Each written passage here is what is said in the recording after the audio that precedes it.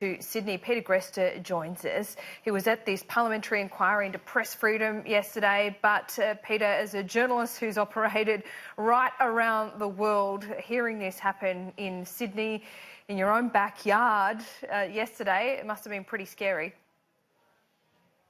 Oh, scary might be overplaying it a little bit, but look, I mean, in a lot of respects, what we're seeing is a sort of thing that we've been predicting for a while. My organisation, the Alliance for Journalists Freedom, has been studying the laws.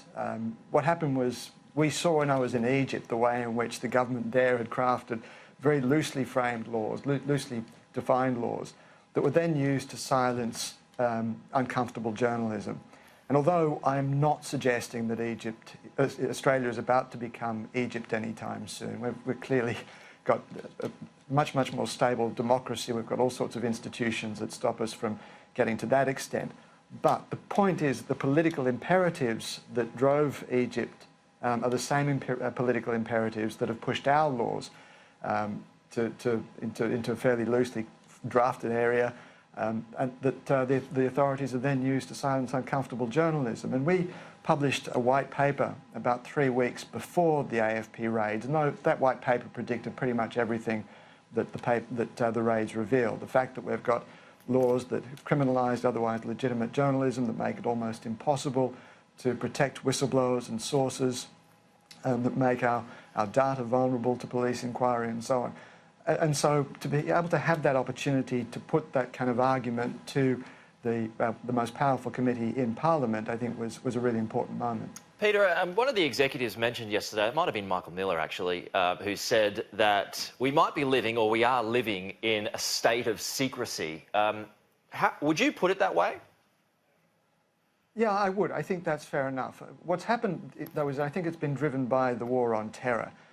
There's been a really powerful political imperative to do everything we can to keep our own physical safety as a priority, and clearly that is absolutely vital. We can't do anything to undermine the capacity of authorities to do that, and that's created an overarching culture of secrecy. But the point is that transparency is also a fundamental part of the way that our democracy has worked, and having a strong media that has the capacity to investigate government and hold the powerful to account is also a vital part of that system of transparency and accountability.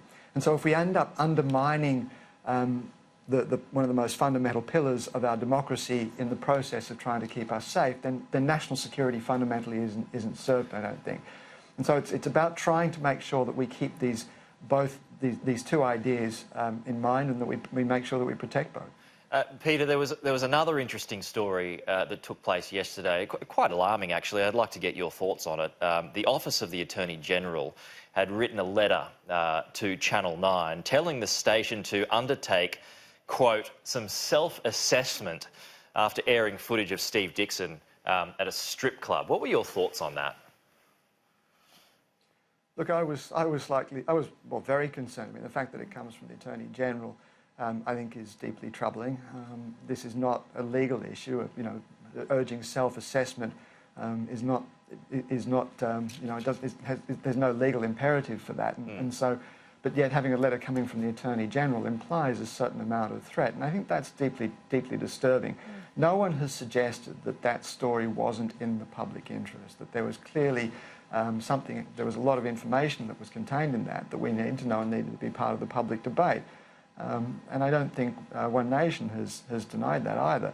So I think the fact that we've got this kind of securitisation of political pressure is deeply troubling. And I think that also cuts to the core of what we've just been talking about, the way in which we're seeing a kind of bleeding over of the security forces and the security infrastructure and the legal infrastructure into the kind of space that journalism is supposed to operate, is a part of the trend that we need to be pushing back on.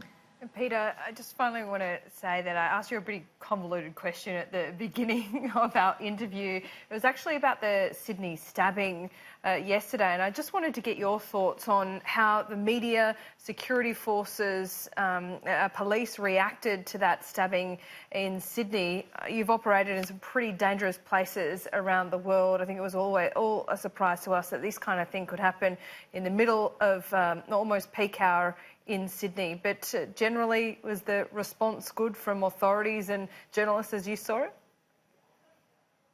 Yeah, I think it was. I mean, this was something that we needed to be very aware of. I think there was an incredible amount of courage shown by the bystanders and the authorities, and the fact that the alleged offender was detained with nobody that was involved in detaining him actually injured.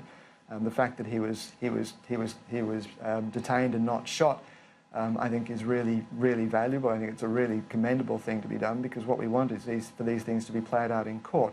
I was a little bit disturbed by some of the news coverage that suggested that there was some links to terrorism, and we haven't seen any evidence of that so far. And the police have been very, very quick to point out that there's no evidence. And I think it's important that we make sure that we report this kind of stuff accurately without slipping into those kinds of tropes. But I don't think that was a major theme of the coverage, and I think broadly it was well handled. Peter, thank you.